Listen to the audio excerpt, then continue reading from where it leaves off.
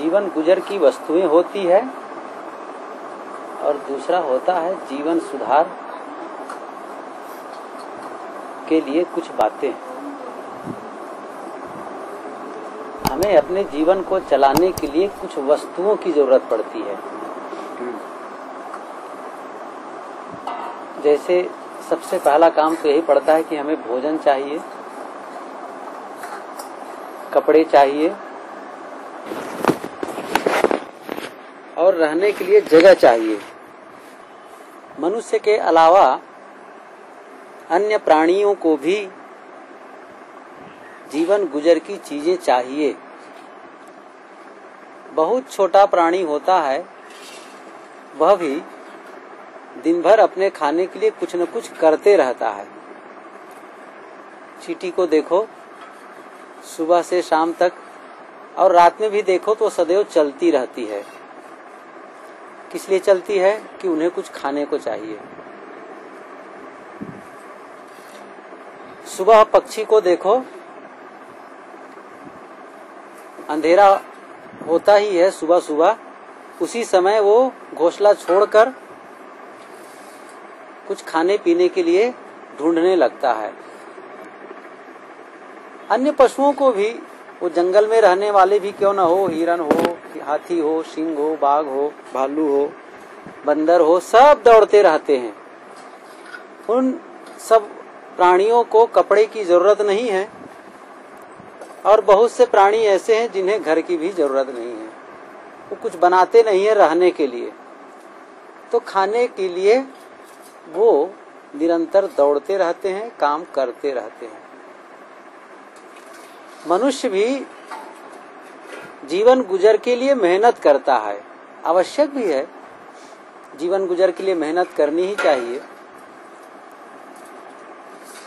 लेकिन जैसे अन्य प्राणी जीवन गुजर करते करते ही जीवन समाप्त कर देते हैं, वैसे ही अधिकतम मनुष्य केवल जीवन गुजर के लिए ही व्यवस्था करते करते समय बिता देते हैं।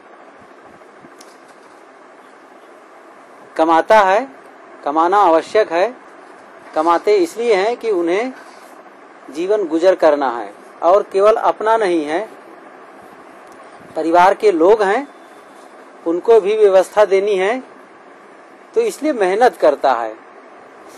तो ये बात तो समझ में आती है, लेकिन वो जीवन सुधार का काम नहीं करता है। इतना तो समझता है कि बिना मेहनत के जीवन गुजर नहीं होगा, लेकिन उसे इतना भी और भी समझना चाहिए कि बिना मेहनत किए जीवन सुधार भी नहीं होगा। जीवन गुजर किस लिए? हम जीवन गुजर का काम क्यों करते हैं? हमें जीवन गुजर करना ही इसलिए चाहिए कि हम अपने जीवन को सुधार सकें। जीवन सुधार का काम हम स्वयं नहीं करते हैं। हम लोग तो कम से कम कबीर साहब के विचारों से अवगत हैं, पारक सिद्धांत के संतों के विचारों से अवगत हैं, जानकारी है, इसलिए हम दूसरों के भरोसे तो नहीं करते हैं। बहुत लोग तो ऐसे हैं जो दूसरों के भरोसे बैठे रहते हैं कि हमारे जीवन में जो दुख आता है, हमारे जीवन में जो तकलीफें आती हैं, वो कोई दूसरा देता है। हम तो चाहते तो नहीं दुख, फिर भी हमें दुख मिल जाता है। हम चाहते हैं सुख, लेकिन सुख नहीं मिलता है। इसका मतलब यह है कि सुख दुख का देने वाला कोई दूसरा है, ऐसा वो मानता है। और मान करके ये करता है कि जब उनकी पूजा आराधना होगी, उनकी सेवा भक्ति होगी, फिर वो खुश हो जाएंगे और हमारे जीवन के दुख को खत्म कर देंगे। ये लोग मानते हैं। लेकिन कम से कम हम लोग तो ये मानते हैं कि हमें कोई सुधारने वाला नहीं है, हमारा कल्याण करने वाला कोई नहीं है। यह जिम्मेदारी हमारे ऊपर है। इसके बाद भी जीवन सुधार न करें तो फिर हमारे मन में सुख और शांति कब आएगी? इसके लिए हमें ही अपनी जिम्मेदारी निभानी पड़ेगी। हम जीवन गुजर के साथ साथ जीवन सुधार का भी काम करें। जीवन सुधार का काम ऐसा नहीं है कि जब जीवन काफी लंबा बीत जाएगा उसके बाद हम जीवन सुधार का काम करेंगे, या जब फुर्सत पा जाएंगे तब जीवन सुधार का काम करेंगे। ऐसा नहीं होता है। आप लोगों में से जो लोग समुद्र देखे होंगे तो समुद्र देखने वाले जानते हैं वहां हर समय लहर आती रहती है। आप इधर आओ।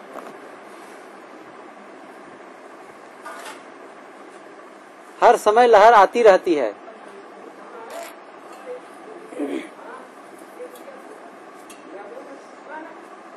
कोई समुद्र के किनारे जाए और ये कहे जब समुद्र की लहर खत्म हो जाएगी, समुद्र की तरंग खत्म हो जाएगी तब नहाऊंगा, तो वो कभी समुद्र में नहीं नहा सकता है, क्योंकि हर समय उसमें लहर आती रहेगी और बिना नहाए आना पड़ेगा। तो समुद्र में जो नहाने वाले होते हैं वो क्या करते हैं, वहां लहर आती रहती है और उसी बीच जाके नहा लेते हैं। ऐसे ही हमारे संसार के जो काम धंधे हैं वो हर समय होते रहेंगे। ऐसा नहीं है कि आपको फुर्सत पूरा खाली टाइम मिल जाएगा कि अब तुम बिल्कुल खाली हो गए हो, अब भजन करो, अब साधना करो। ऐसा समय पूरा जीवन बीत जाएगा, कभी नहीं आएगा। कोई न कोई जीवन में समस्या बनी रहेगी। जीवन में कोई न कोई समस्या बनी रहेगी, और समस्या है तब समझो आप जीवित भी हैं। इस दुनिया में केवल एक ही जगह है जहां कोई समस्या नहीं है। वो जानते हैं कौन सी जगह है? वो है शमशान घाट। वो है शमशान घाट मसान घाट, जहां पर जाने पर जहां जो लोग रहते हैं उनके जीवन में कोई समस्या नहीं है। और हम जब जिंदा हैं तो क्या हमारे जीवन में समस्या नहीं आएगी? और क्या जब सारी समस्या खत्म हो जाएगी तब भजन करेंगे? वस्तुतः साधना है इसलिए कि हम समस्या को कैसे समाधान देते हैं। हम दुखी होकर देते हैं कि प्रसन्न होकर के देते हैं। जब कोई समस्या आ जाएगी, कब जीवन में प्रतिकूलता आ जाएगी, दुख आ जाएगा, तब हम सावधान होंगे, तब हम साधना भजन करेंगे। ऐसा नहीं होता है, उसको पहले से करना पड़ता है। कबीर साहब की ये पंक्ति आप लोगों को याद होगी कि दुख में सुमिरन सब करे, सुख में करे न कोय। और जो सुख में सुमिरन करे तो दुख काहे को होए। जब आदमी दुखी होता है तो बहुत धार्मिक हो जाता है। जब संकट की घड़ी आती है तो मंदिरों में भीड़ लग जाती है, ज्यादा पूजा करने लग जाते हैं और ज्यादा जप तप में लग जाते हैं। साहब कहते हैं ऐसा नहीं होने वाला है। जब आप का जीवन सही हो, सरल हो, प्रसन्न हो, उस समय जो साधना करते हैं वह साधना, वह भजन, वह जीवन सुधार का काम आता है जब आप दुखी होते हैं तब के लिए। हम लोग देखो भोजन करते हैं तो केवल भोजन करते तक ही हमारी भूख समाप्त नहीं होती है, बल्कि जब हम भोजन करके समाप्त कर देते हैं उसके बाद भी कई घंटे तक हमें भोजन की जरूरत नहीं रहती है। ये एक घड़ी होती है ना, ये जो घड़ी है, इस घड़ी में एक सेल लगता है और जानते हैं साल भर चलती है। घड़ी को देख करके ईर्ष्या भी होती है। वो साल भर चलती है और केवल छोटा सा खुराक करती है, और हम लोग तो 2-2, 3-3 टाइम करते हैं। ऐसे ही हम सुबह से शाम तक जो भी जीवन बिताते हैं उसमें कोई ऐसा टाइम निकाल लें जिसमें हम अपने जीवन के लिए खुराक ले लें।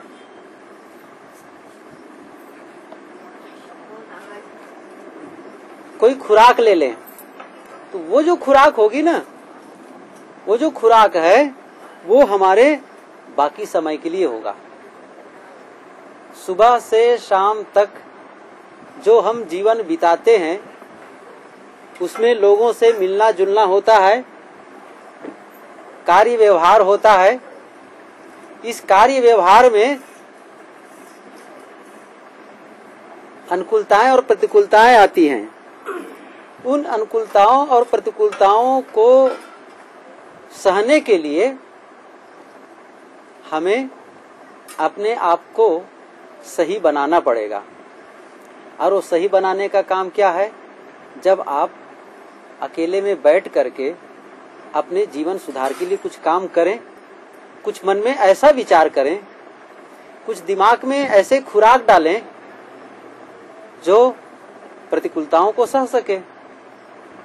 और उसके लिए हम समय ही नहीं निकालते हैं तो भी जब प्रतिकूलता आती है तब हम ज्यादा दुखी हो जाते हैं।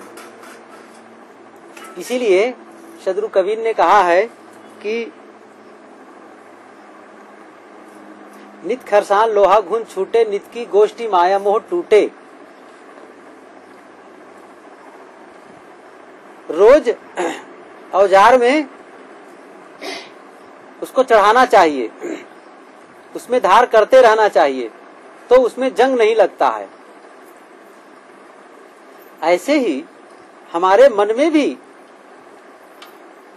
काई नहीं लगती है। कब? जब उसकी रोज सफाई होती रहती है। जैसे कहीं पानी बहता हो तो जहां निरंतर पानी बहता है वहां काई नहीं लगती है, और जहां पानी रुक जाता है वहां पर काई लग जाती है, और वहां पर फिसलने की संभावना होती है। कहीं कहीं जहां लोग बर्तन इत्यादि मांजते हैं या कुछ काम करते हैं वहां पर यदि वो लोग ध्यान नहीं देते हैं तो धीरे धीरे काई जम जाती है।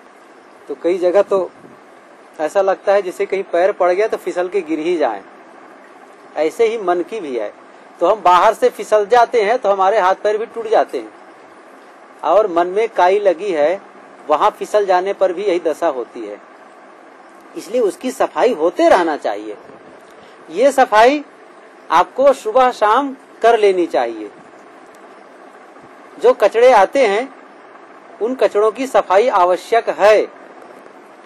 माना कि हम बहुत अच्छे हैं, हमने कोई गलती नहीं की, हमने सारी सावधानी बरती, लेकिन जिन लोगों के साथ रहते हैं उन्होंने ऐसा व्यवहार किया जिसको लेकर के हमारा मन खिन्न हो गया, दुखी हो गया। परिवार के लोग हैं, जिन लोगों के साथ काम करते हैं वे लोग हैं, कुछ ऐसा व्यवहार किया जिसको लेकर के हम परेशान हो गए। तो क्या उस परेशानी को बनाए रखना है? क्या उस नाराजगी को बनाए रखना है? क्या उस दुख को बनाए रखना है? कब तक बनाए रखेंगे? अच्छा यह है कि उसको जल्दी खत्म कर दें। सदगुरु कबीर ने कहा है कि कहाँ कबीर सुनो हो संतो, ज्यों आवे त्यों फेरी हो। साधना क्या है? ज्यों आवे त्यों फेरी हो। जैसे मन में गलत विचार आए वैसे उसको हटा दो। सबसे बढ़िया काम यह है। लेकिन हम लोग इतने मजबूत नहीं हैं कि हमारे मन में विकार आए और तुरंत उसको ढकेल दें, वो अलग हो जाए। वो कुछ देर बना रह जाता है। साधक की कसौटी यही है कि वो जितना जल्दी उस विकार को खत्म कर दे, जितना जल्दी हो सके। बहुत देर तक, जैसे हमारे घर में सांप आ जाए तो हम क्या चाहते हैं? वो सांप को जितना जल्दी होके निकालो। क्या हम चाहते हैं अच्छा ठीक है रहने दो ना, क्या जल्दी है उसको? ऐसा कोई नहीं कहता है। सांप आ जाए, बिच्छू आ जाए तो कहें भैया जितना जल्दी निकालो, और जब तक वो नहीं निकलेगा तब तक आप चैन से सांस नहीं लेंगे। कहेंगे वो निकलेगा तभी हम घर में जाएंगे, नहीं तो नहीं जाएंगे। कितना बढ़िया है। आप जानते हैं कि ये खतरनाक है। ऐसे ही मन में जो विकार आते हैं वो सांप की तरह ही है। वो जब तक रहेगा तब तक जहर उगलेगा, वो परेशान करेगा। इसलिए अच्छा है कि उसको हम जितना जल्दी हो सके निकाल के खत्म कर दें, खाली कर दें, रिलैक्स हो जाएं। लेकिन यह काम करते नहीं है, इसलिए वो बना रहता है। ख्याल करिए, आज का बना है, कल का बना है, 4 दिन का बना है, और कहीं महीना महीना बना हो तब तो और बड़ा संकट है। इसलिए साहब कहते हैं रोज उसको रोज सुबह शाम सफाई कर डालो। सुबह उठो क्लियर कर दो, शाम को सोने के पहले क्लियर कर दो। अपने मन के ब्लैक बोर्ड को, जो मन रूपी ब्लैक बोर्ड है ना, उसको बीच बीच में डस्टर से पोंछते रहना चाहिए। जो टीचर्स होते हैं वो ब्लैक बोर्ड में लिखते हैं और जब भर जाता है तो क्या करते हैं, उसको डस्टर लेके पोंछ देते हैं। वैसे ही अपने मन के भी बोर्ड को समय समय से पोंछ देना चाहिए, बिल्कुल खाली कर देना चाहिए। यह काम हम नहीं करेंगे तो फिर हमारे बदला कोई करने वाला नहीं है, हमें करना पड़ेगा। इसलिए मैंने कहा रोज सफाई। रोज गंदगी होती है, समस्या यह है। मैंने एक दिन यहाँ भी कहा था, जब हम लोग घर बनाते हैं तो उसमें दरवाजा छोड़ते हैं और खिड़कियां छोड़ते हैं। होता क्या है, उन खिड़कियों से हवा आती है और प्रकाश आते हैं, और दरवाजों से हम लोगों का आना जाना होता है। खोलते हैं तो केवल हवा और प्रकाश नहीं आते हैं, उसमें धूल भी आती है और कचड़े भी आते हैं, गंदगी आती है। तो क्या करते हैं, उसकी सफाई करते हैं, सुबह शाम झाड़ू लगाते हैं। ये विशेषता है उसकी सफाई बनाए रखने के लिए। कई दिन तक उसकी सफाई न करो तो घर की क्या दशा होगी। ऐसा भी नहीं है कि आप दरवाजे और खिड़की को सदा के लिए बंद कर दो, ये भी नहीं हो सकता है, आपको खोलना पड़ेगा। इस शरीर का भी खिड़की और दरवाजे हैं, वो इंद्रियां हैं, आंख है, नाक है, कान है, जीभ है, चाम है। ये संसार के जो ज्ञान ग्रहण करते हैं, इसी में से अच्छाइयां भी आती है और बुराइयां भी आ जाती हैं। हमें चाहिए कि उन गलतियों को, उन बुराइयों की सफाई करते रहें, और रोज, मैं बार बार इसको दोहरा रहा हूं, रोज करने की जरूरत है। एक बहन थी, एक उदाहरण देकर के मैं बंद कर देता हूँ, काफी टाइम हो गया।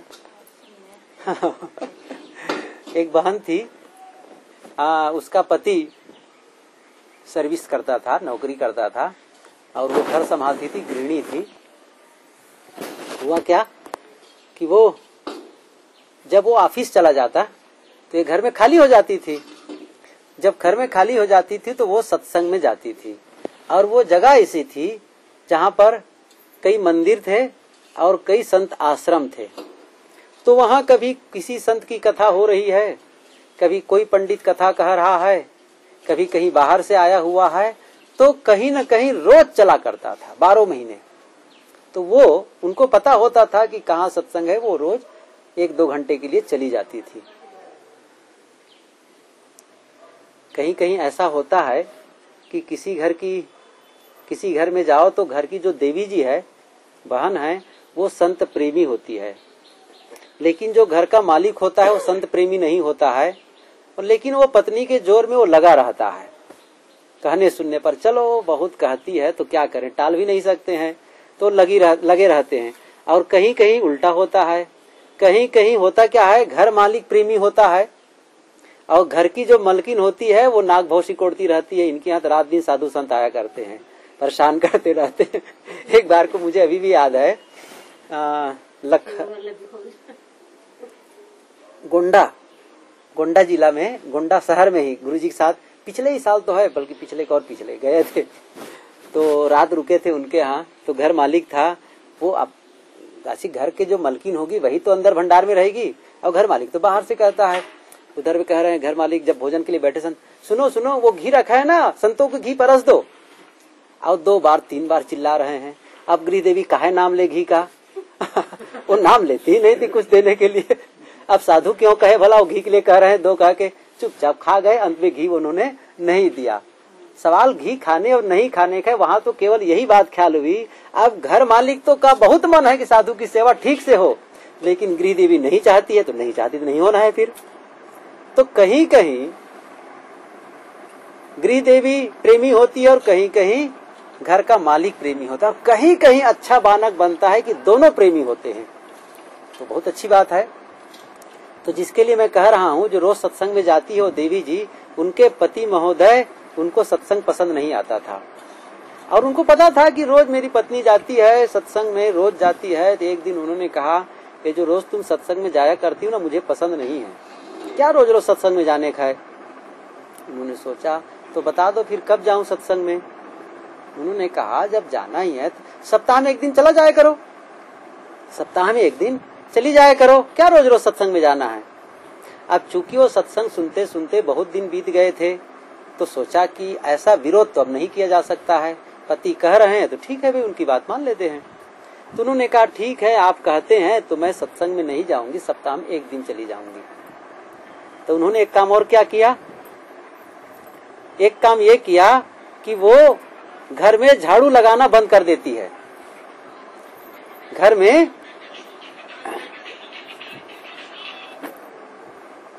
झाड़ू लगाना बंद कर देती है उसी दिन से। तब एक दिन 2 दिन जब घर में देखा कि गंदगी है, तो उनके पति ने कहा घर की सफाई क्यों नहीं करती हो तुम। उन्होंने कहा हो जाएगी सफाई, जल्दी क्या है। तो फिर कहते हैं, फिर 4 दिन बीत गए, लेकिन आखिर घर इतना गंदा हो गया है, तुम सफाई क्यों नहीं करती हो। उन्होंने कहा है कर देंगे सप्ताह में कभी 1 दिन, क्यों जल्दीबाजी करते हो। उन्होंने बहुत नाराज हुआ कि सप्ताह में 1 दिन झाड़ू लगाओगी तो घर की क्या दशा होगी, बूचड़खाना हो जाएगा। बहुत नाराज होते हैं। तब उन्होंने कहा मैं आपको कैसे समझाऊं, घर की सफाई की आपको बड़ी चिंता है, घर की गंदगी की बड़ी चिंता है, और हमारे हृदय रूपी घर में जब गंदगी आ जाती है उसकी सफाई के लिए आप कहते हैं कि सप्ताह में 1 दिन जाओ। क्या उसमें गंदगी नहीं होती, उसकी सफाई जरूरत नहीं है। 2-4 बातें ठीक से जब बातें कही हो तब पता चला कि हाँ इसकी सफाई की जरूरत है। तो घर की सफाई की तो चिंता बनी रहती है लोगों को, लेकिन मन की सफाई की चिंता नहीं बनी रहती है। आवश्यक है घर की भी सफाई हो, शरीर की भी सफाई हो, अन्य सारी चीजों की सफाई हो, लेकिन सर्वाधिक महत्वपूर्ण है मन की सफाई। घर में तो कभी कचरा थोड़ा बहुत हो तो भी चल जाएगा, लेकिन मन का कचरा हमें भयंकर पीड़ा देता है, इसलिए उसकी सफाई बहुत आवश्यक है। मैंने शुरू में कहा था आप लोगों को, एक होता है जीवन गुजर का काम और एक होता है जीवन सुधार का काम। तो जीवन गुजर के लिए बहुत मेहनत करते हैं, करना भी चाहिए। आलसी होकर के बैठना ठीक नहीं है, मेहनत करनी चाहिए, लेकिन साथ साथ जीवन सुधार का भी काम करना चाहिए। जीवन सुधार के तरफ भी ध्यान देना चाहिए। जिसके लिए जीवन मिला है उस काम के लिए भी ध्यान देना चाहिए। और मैंने ये भी कहा ऐसा नहीं है कि आपको पूरा फुर्सत मिल जाए तब आप करेंगे। मैंने समुद्र का उदाहरण दिया, समुद्र में लहर पर लहर आती रहती है। कोई ये चाहे कि समुद्र की लहर जब समाप्त हो जाएगी तब नहाऊंगा, तो आदमी कभी नहीं नहा सकता है। उसे चाहिए कि समुद्र में लहर आए, लेकिन उसी बीच वह स्नान करके निकल आए। ऐसे ही हमारे जीवन में समस्याएं आएंगी, हमारे जीवन में काम धंधे लगे रहेंगे। ऐसा नहीं होगा कि आप फुर्सत पा गए अब आप भजन करो, ऐसा अवसर नहीं आएगा। इसलिए हमें जीवन गुजर का काम करते करते उसी बीच साधना का भी काम करना है। और जैसा मैंने कहा कि रोज करना है। यह नहीं है कि सप्ताह में 1 दिन बैठ लो तो काम चलेगा, यह नहीं है कि महीना में 1 बार सत्संग कर लो, भक्ति कर लो तो काम चलेगा, ऐसा नहीं है। कचड़े आते हैं रोज, उसकी रोज सफाई हो जाए। और कचड़े नहीं आते हैं तो हमारे अंदर ही कितने कचड़े हैं पहले के, आपको ध्यान दीजिए। हम आंदोलित कैसे होते हैं, जब कोई लोग मिलते हैं, अच्छा बुरा जो भी व्यवहार करते हैं, वस्तुएं मिलती हैं, तब हम परेशान होते हैं। लेकिन एक कभी आप लोग प्रयोग करके देखें, एक घर के कमरे में बैठ जाएं और घर वालों से कह दे आज मुझे भोजन नहीं करना है, आज मैं व्रत हूँ, किसी से मिलना जुलना नहीं है, सबको बता दो कि आज मैं मिलने वाला नहीं हूँ, मैं अकेले रहने वाला हूँ बस, और फाटक बंद कर दो अंदर में, तो बाहर से परेशान करने वाले आपको नहीं मिलेंगे। तो क्या परेशान नहीं होंगे? क्या अंदर वाला कचरा नहीं निकलेगा? वो अंदर वाला फिर कचरा निकलेगा। यह नहीं है कि केवल अभी कचड़े आते हैं। सबसे बड़ी समस्या यह है कि पहले से भी कचड़े जमा है, उसको निकालना है। एक माइंड पावर वाला जो स्पीकर है, उन्होंने एक बार कहा था कि जैसे गाड़ी मोटर कुछ भी होता है ना, जब उसको रिपेयरिंग करनी होती है तो उसको बंद कर देते हैं। जैसे मोटरसाइकिल आप चलाते रहे और कहे इसको रिपेयरिंग करिए, मैकेनिक को तो नहीं कर सकेंगे। कोई जनरेटर है या पंखा है, पंखे वाले कहो कि भाई ये पंखा चलता भी रहे और इसका रिपेयरिंग भी करो, ऐसा नहीं होता है। तो क्या करते हैं, उसको रोक देते हैं। ऐसे ही मन जब सोचना बंद कर देता है तब उसकी रिपेयरिंग शुरू होती है। लेकिन हम लोग का जो मन का चक्का है ना, वो सदैव घूमते रहता है, रुकता ही नहीं है, तो रिपेयरिंग कहाँ से होगी? तो भीतर वाले जो पहले से जमा उसकी सफाई कहाँ से होगी? इसलिए उसकी सफाई चाहिए। तो पहले तो वर्तमान में जो कचड़े आते हैं उसकी भी सफाई चाहिए, और पहले के जो कचड़े जमे हुए हैं उसको भी घस के निकालना होता है। बर्तन में भोजन बनता है तो उसमें धीरे धीरे कारिक लगने लगती है, और कई दिन तक न साफ करो तो जानते हो काला दाग इतना लग जाता है, तो कई बार तो माताएं उसमें पत्थर लेकर के उसको रगड़ती हैं, बहुत जोर से पत्थर से, तब जाकर के दाग छूटता है और बर्तन चमकता है। हमारे मन में भी जो पुराने दाग हैं वो छूटेंगे कब? जब उसको हम रगड़ेंगे तब। ऐसे नहीं होगा। कबीर साहब जी ने कहा है, जब दर्शन को दिल चाहिए तो दर्पण मांजत रहिए, दर्पण में लागी काई तो दरस कहाँ से पाई। आप आत्म साक्षात्कार करना चाहते हैं तो उसके लिए क्या करें? कचड़े की सफाई करिए, काई लगी है उसकी सफाई करिए, और मन जब साफ हो जाएगा तो दर्पण के समान जब चमकने लगेगा तब उसमें आत्म साक्षात्कार होगा। गंदा मन में आत्म साक्षात्कार नहीं हो सकता है। पानी गंदा हो और पानी चंचल हो तो अपना चेहरा नहीं देख सकते हैं। पानी में अपना चेहरा देखना है तो उसके लिए शर्त क्या है? पानी स्थिर हो और पानी स्वच्छ हो। ऐसे ही मन की चंचलता, मन की गंदगी हो तो उसमें आत्म साक्षात्कार कैसे हो सकता है? तब हम कहते हैं हम क्या करें, हमारे भाग्य में ही दुख लिखा हुआ है, भगवान ही हमको दुखी बना रखा है। नहीं, न भाग्य खोटा है न भगवान गलत है। सारी कमजोरी, सारी गलती हमारी है। यह जब जिम्मेदारी हम स्वीकारते हैं तो फिर हम काम करना शुरू करते हैं। बस बहुत देर से कहा।